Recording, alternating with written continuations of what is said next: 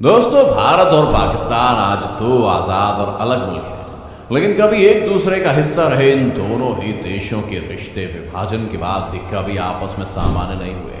पाकिस्तान कब क्या कर दे किसी को नहीं पता, लेकिन उनके मंसूबे को नाकाम करने के लिए भारतीय इंटेलिजेंस एजेंसी रॉ हमेशा सक्रिय रहती है। ऐसे ही पाकिस्तान की भी एक खुफिया एजेंसी ISI है, जिस पर उसको बहुत घमंड है कि वो दुश्मनों को सिर्फ देख ही नहीं लेती बल्कि सूंघ भी लेती है। लेकिन आज हम आपको एक ऐसे जासूस के बारे में बताने वाले हैं जिसने उस खुफिया एजेंसी के दिमाग को ऐसा घुमाया जिससे पाकिस्तान सन्न रह गया था। उसने वहाँ रहकर न सिर्फ पाकिस्तानी लड़की से प्यार किया, बल्कि वो पाकिस्तान की सेना में अफसर भी बना और हिंदुस्तान की मदद की। और फिर भारत सरकार की एक गलती की वजह से वो पकड़ा गया, और फिर उसके साथ जो हुआ वो बहुत ही भयानक था। तो चलिए और देर ना करते हुए वीडियो को शुरू करते हैं और जानते हैं भारत के उस खतरनाक जासूस के बारे में। ये कहानी शुरू होती है राजस्थान के श्री गंगानगर से, जहां रहते थे रविंद्र कौशिक। कौशिक को बचपन से ही थिएटर और एक्टिंग का बहुत शौक था। आगे जाकर श्री गंगानगर के कॉलेज से ही उन्होंने BCom किया। इसके साथ ही उन्होंने बहुत से थिएटर प्ले भी किए। कौशिक दिखने में काफी सुंदर थे, लोग उन्हें विनोद खन्ना कहा करते थे। रविंद्र थिएटर्स में ज्यादातर देशभक्ति या सेना के अफसर जैसे रोल ही प्ले किया करते थे। साल 1975 में लखनऊ में एक प्ले होना था जिसमें उन्हें भारतीय फौजी का किरदार निभाना था। उस समय थिएटर में रॉ के कुछ अधिकारियों की नजर उन पर पड़ी। यहाँ तक कि ये भी कहा जाता है कि जब ये श्री गंगानगर में एक्टिंग करता था तब भी रॉ की नजर इस पर थी। दोस्तों, आमतौर पर जो बॉर्डर के आसपास रहते हैं और जिनमें राष्ट्रभक्ति का जज्बा हो, ऐसे लोगों पर रॉ की नज़र हमेशा रहती है, और रविंद्र उनकी इन सब चीज़ों में खरे उतरते थे। लखनऊ शो के दौरान रॉ के अधिकारियों ने रविंद्र की एक्टिंग की तारीफ करते हुए उनसे कहा कि अगर तुम सच में देश के लिए कुछ करना चाहते हो तो हमसे दिल्ली में आकर मिलो। रविंद्र ने इस बात के लिए हाँ कर दी। साल 1975 में आखिर में वो दिल्ली चले गए। तब तक उन्हें इस बात का बिल्कुल भी अंदाजा नहीं था कि उन्हें क्या काम मिलने वाला है, यहाँ तक कि उन्होंने कभी रॉ के बारे में सुना भी नहीं था। जब वो दिल्ली पहुंचे तो वहां उसे कुछ अधिकारी मिले जो उन्हें रॉ के ऑफिस ले गए। वहां जाकर उन्हें पहली बार भारतीय खुफिया एजेंसी के बारे में पता चला। वहां अधिकारी और उन्हें दुनिया भर में काम कर रहे रॉ के पाकी जासूसों के बारे में बताया, जिन्हें देख रविंद्र बहुत प्रभावित हुए। इसके बाद रॉ ने उन्हें भी जासूस बनने का ऑफर दिया। रविंद्र ने बिना एक पल भी जाया किए तुरंत हाँ कर दी। अब बारी आती है ट्रेनिंग की। रविंद्र को सबसे पहले यह बताया गया था कि वो इसके बारे में अपने घर पर भी नहीं बताएगा। इसके बाद अमृतसर, पठानकोट और दिल्ली में ट्रेनिंग की शुरुआत होती है। सबसे पहले भाषा के ऊपर काम किया गया, लेकिन रविंद्र की पंजाबी पहले से ही काफी अच्छी थी, जिसके चलते इस पर ज्यादा मेहनत नहीं करनी पड़ी। और क्योंकि पाकिस्तान में बहुत से इलाकों में पंजाबी बोली जाती थी, ऐसे में वहां खुलना मिलना उनके लिए आसान था।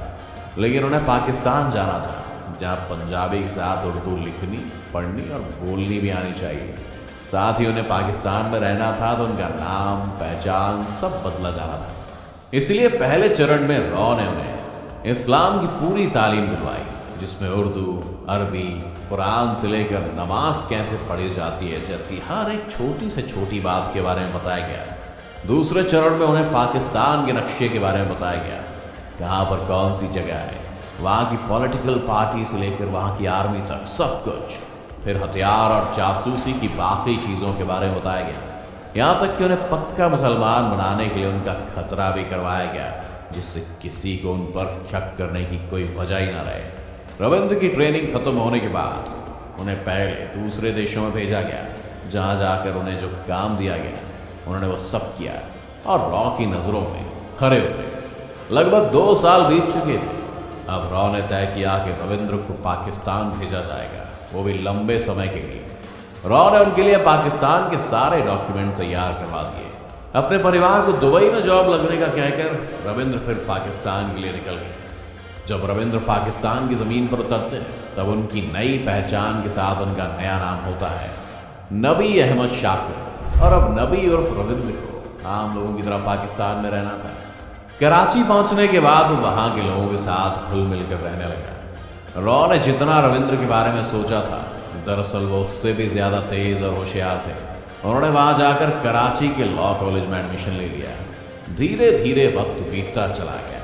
फिर उन्होंने कुछ ऐसा किया जिसका अंदाजा रॉ भी नहीं लगा सकता था, और यह काम बहुत ही मुश्किल कामों में से एक था जिससे रविंद्र करने वाला था। रविंद्र को एक दिन पाकिस्तान के एक अखबार में खबर दिखी कि पाकिस्तानी सेना में भर्ती निकली हुई है।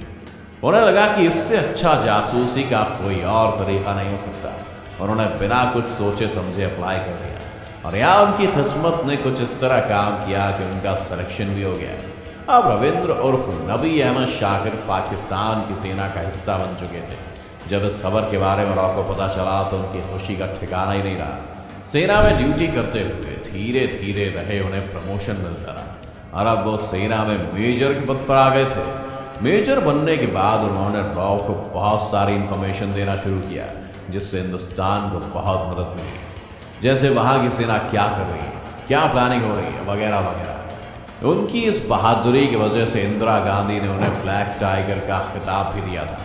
वक्त यूं ही बीतता गया, और इसी बीच रविंद्र को पाकिस्तानी सेना के एक अफसर की बेटी, जिसका नाम अमानत था, उससे प्यार हो गया और वो उससे शादी करना चाहता है। लेकिन बिना रॉ की इजाज़त के ये मुमकिन नहीं था। उसने रॉ को इसके बारे में बताया, और साथ ही उन्हें यह भी बताया कि अगर वो इससे शादी कर लेता है तो फिर किसी को उन पर शक करने का मौका नहीं मिलेगा, और वो एक आर्मी अफसर की बेटी है और इससे उन्हें और भी फायदा होगा। लेकिन सच तो यही था कि रविंद्र उससे प्यार करने लगा था। ये सब सुनने के बाद रॉ ने रविंद्र को शादी करने की इजाज़त दे दी। फिर रविंद्र ने अमानत से निकाह किया। इसके बाद उनका एक बेटा भी हुआ। रविंद्र ने कभी अमानत को अपनी असलियत के बारे में नहीं बताया था। साथ ही इन सब के बीच रविंद्र ने सिर्फ एक बार हिंदुस्तान जाकर अपने परिवार से मुलाकात की थी, और वो उसकी आखिरी मुलाकात थी। रॉ रविंद्र के काम से बहुत खुश थी।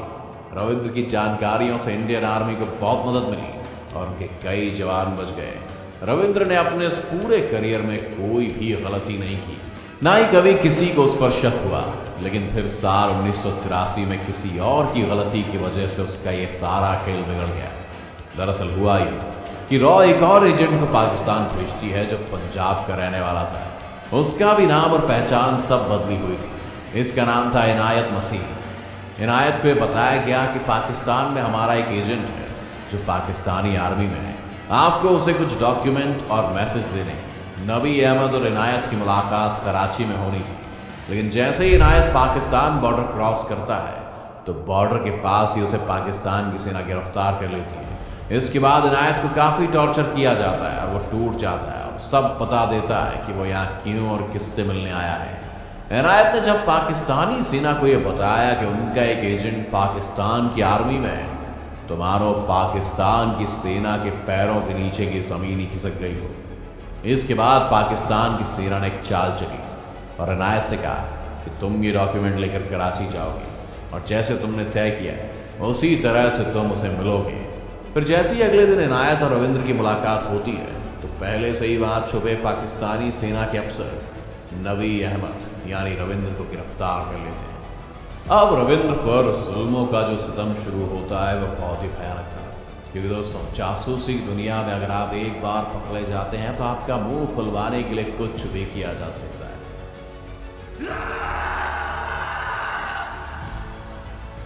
और ऐसा ही हुआ रविंद्र के साथ। इस बीच अमानत जो रविंद्र की वाइफ थी, उसे भी यह पहली बार पता चलता है कि उसका शौहर एक हिंदुस्तानी जासूस है और हिंदू है। अमानत रविंद्र से मिलने अपने बेटे के साथ एक ही बार सियालकोट की जेल में गई। उसके बाद जब तक रविंद्र जिंदा रहे तो उससे कभी नहीं मिली। पाकिस्तानी सेना हर समय रविंद्र पर जुल्म करती रही और उससे उगलवाने की कोशिश करती रही कि उसने कौन कौन सी इंफॉर्मेशन आगे भेजी है। लेकिन इतने जुल्म सहने के बाद भी रविंद्र ने अपना मुंह कभी नहीं खोला। रविंद्र को अलग अलग वक्त पर अलग अलग जेल में रखा गया। फिर आर्मी कोर्ट में मुकदमा चला जहाँ उसे उम्र कैद की सज़ा सुनाई गई। पर इन सब चीज़ों के बीच रविंद्र को कहीं ना कहीं आस थी कि हिंदुस्तान की सरकार उसे बचा लेगी, पर ऐसा नहीं हुआ। इस बीच किसी तरह से उसके परिवार को भी इसके बारे में पता चला और वो अपने बेटे को बचाने की गुहार लेकर दिल्ली पहुंचे, पर वहाँ भी उनकी मदद किसी ने नहीं की। यहाँ तक कि सरकार ने रविंद्र से अपना पल्ला झाड़ लिया। दोस्तों, जासूसी की दुनिया में अक्सर ऐसा ही होता है। जब तक आप काम के होते हैं तब तक सरकार आपके साथ होती है, और अगर आप एक बार पकड़े गए तो उनका आपसे कोई लेना देना नहीं होता। पाकिस्तान की जेल में रहते रहते उनकी यातनाएं सहते हुए रविंद्र की तबीयत खराब हो गई थी और उसे टीबी हो गया, पर पाकिस्तान ने समय पर उसका इलाज नहीं करवाया और फिर नवंबर 2001 में रविंद्र की मौत हो गई। तो दोस्तों, ये थी रविंद्र कौशिक की कहानी, जिसने अपने देश के लिए जान दी, पर उसे उस देश की मिट्टी तक नसीब नहीं हुई। आपका इस पर क्या कहना है? अपनी राय हमारे साथ कमेंट सेक्शन में ज़रूर शेयर करें। अगर आपको हमारी आज की वीडियो पसंद आई हो तो वीडियो को ज़्यादा से ज़्यादा लाइक करने के साथ साथ इसे अपने दोस्तों और रिश्तेदारों के साथ शेयर करना ना भूलें। साथ ही अगर आप हमारे YouTube चैनल पर नए आए हैं तो चैनल को सब्सक्राइब जरूर करें, और अगर आप फेसबुक पर हमारी वीडियो देख रहे हैं तो हमारे फेसबुक पेज को ज़रूर लाइक करें। फिलहाल आज के लिए बस इतना ही। अब इजाज़त दें। आपका बहुत बहुत शुक्रिया।